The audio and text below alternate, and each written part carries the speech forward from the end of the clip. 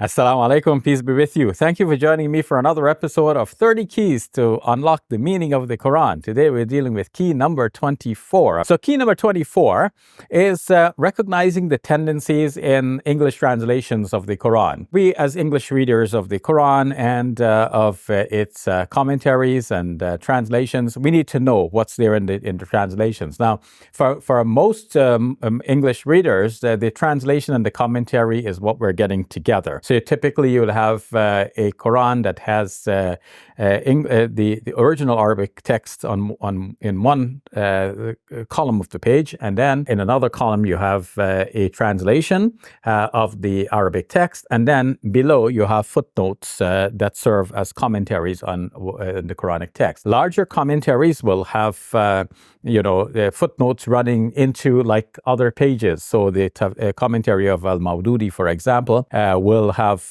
commentaries, spanning many pages before we get to the next page that has an Arabic text. We need to recognize not so much the commentaries, that's not my subject today, but the translations and what are the various tendencies within these various translations. A very well-known translation of the Quran is that by Muhammad Marmaduke Pickthall. Muhammad Marmaduke Pickthall was an Englishman who embraced Islam, and his translation of the Quran followed the King James Bible's English language. In other words, not the language that was thought at the time to be a very classical English language and one that is respectable. It has a certain air of authority about it. So for the modern English reader, this can be a little bit off-putting, but nonetheless, Muhammad Marmaduke Pickthall followed a very literal type of translation, which is good. Like we talked about the staying away from taking everything too literally with the Quran. When we're translating, sometimes it's good to know the literal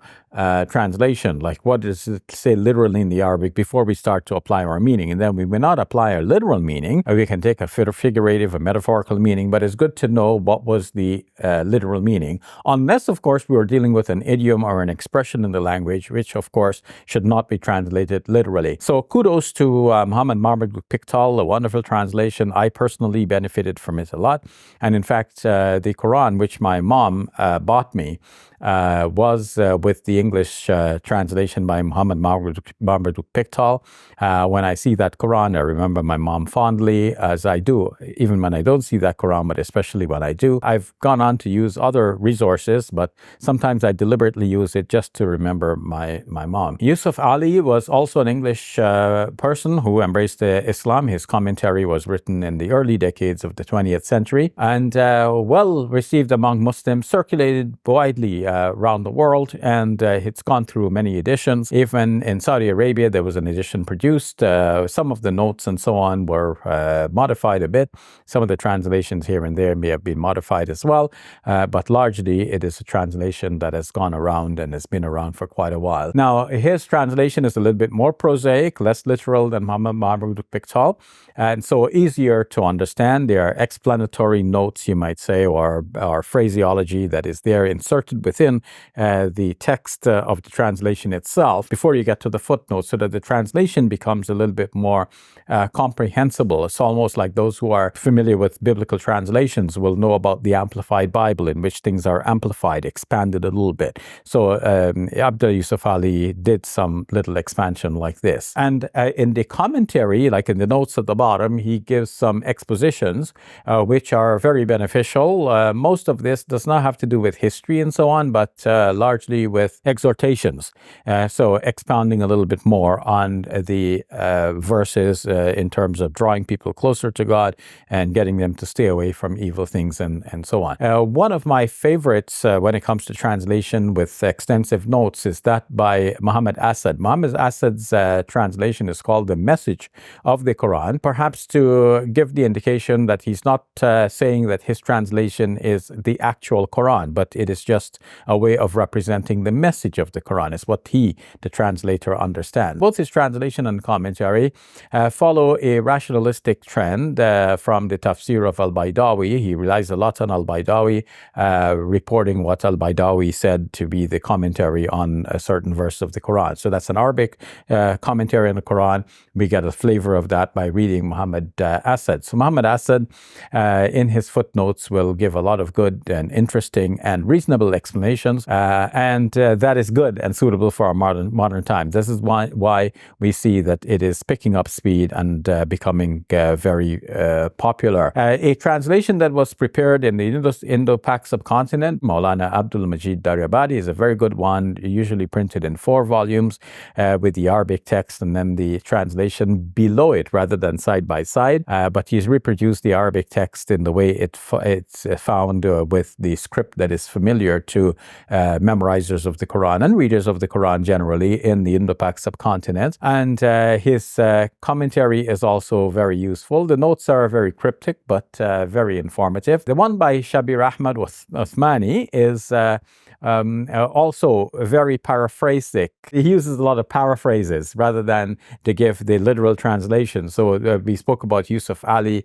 having insertions, so expanded. So Shabbir Ahmed Usmani has this feature about it as well, but more so the paraphrasing of what is there in the original Arabic. Also, while I have my mind in the Indo-Pak subcontinent, there's been a very important commentary on the Quran written by Mufti Muhammad Shafi. His son, Mufti Taqi Usmani, has translated that commentary, and from the commentary he has also prepared his own translation of the Quran. That is a very important one as well. The commentary in particular is very good because it follows traditional lines of commentary on the Quran, and the translation reflects some of that traditional commentary, but also the translation of the Quran itself gives you a flavor of that traditional commentary. In recent times, my good friend, Dr. Mustafa Khattab, has produced the Clear Quran, a translation with notes on the Quranic text. And it's a very easy one to follow, especially because he has included subject headings in the midst of the text. So you will see a certain block of text is under a certain heading, and you know that there is a change of topic from one heading to another. And so you can easily follow a train of thought as you go through the Quranic text. And he has written it with a modern flavor, modern English, and some of the modern concepts and so on he was able to touch upon. Altogether, we have a range of commentaries on the Quran in English now, and a variety of translations. A large number of translations is good for us to know the various tendencies and how they tend to either be rational or traditional. It's good to know that. The one by Ahmed Ali is fairly rational. The one by Muhammad Ali, it tends to be sectarian. It supports to some extent the Ahmadiyya view, but not to a great extent. And in fact, it so well represents what many Sunnis are thinking that many Sunnis recommend this translation, and they use it as well here because the Ahmadis tended to rationalize things quite a bit. The one by Muhammad Ali follows some rational interpretations, and so it commends itself to people who use their rationality even among Sunnis. If you want to get a wide variety of translations, a good place to go to without investing a lot in buying a lot of books is the website islamawakened.com.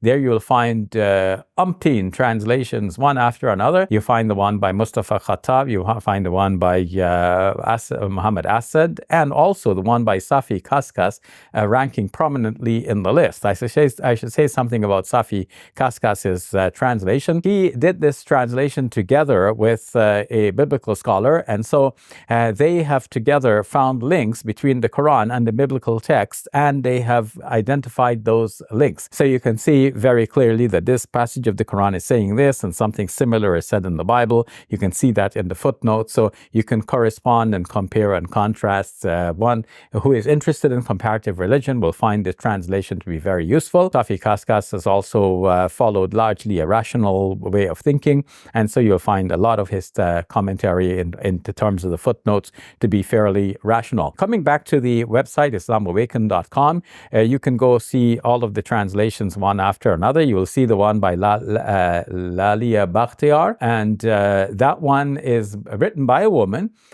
who wanted to give a feminine perspective, and of course some of the verses that may have been seemingly unfair to women would come across in her commentary as having a different flavor. We mentioned previously Surah 4, verse number 34.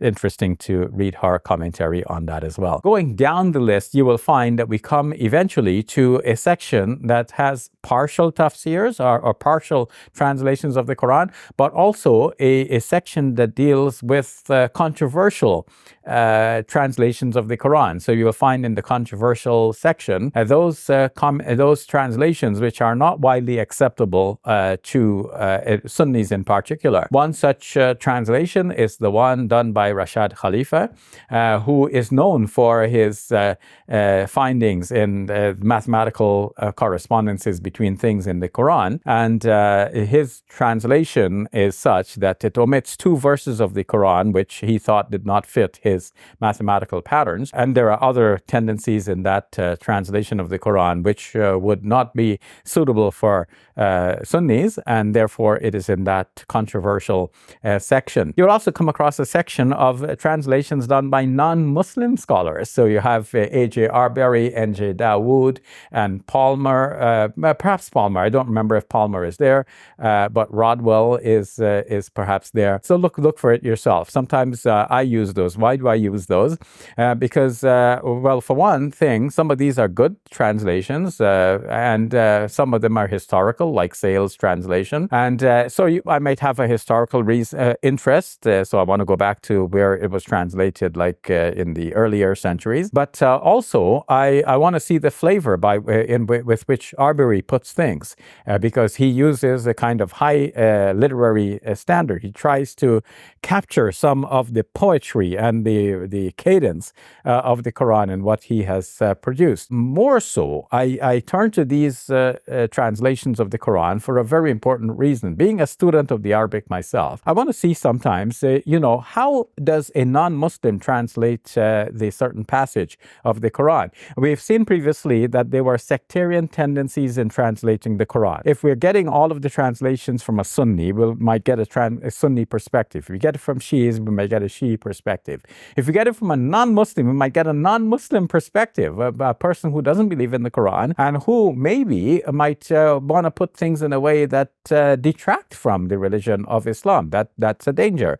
But on the other hand, it may be, to a large extent, a non-biased perspective. It could be a perspective that is not within one of the schools or theological strands or bents within the Muslim wider circle. And so sometimes it is interesting to go to the translations and see, okay, so I don't know the Arabic perfectly, so I'm looking at a variety of translations from the Arabic, and I can't decide among them, and I don't know, like, is this slanted towards the Sunnis? Is this slanted towards the Shias? Now, if I go to a non-Muslim translation, then I can see, okay, well, how does the non-Muslim translate this? Now, the non-Muslim doesn't really have an axe to grind to support either Sunni or Shi'i. Maybe they have other axes to grind, but not this one or these ones. So I can see, did they translate it in a way that is favorable to the Sunnis or translate in a way that's favorable to the Shi'is, which they thought was neutral and perhaps is neutral, and in that case we can see where it stands. Or maybe it doesn't support either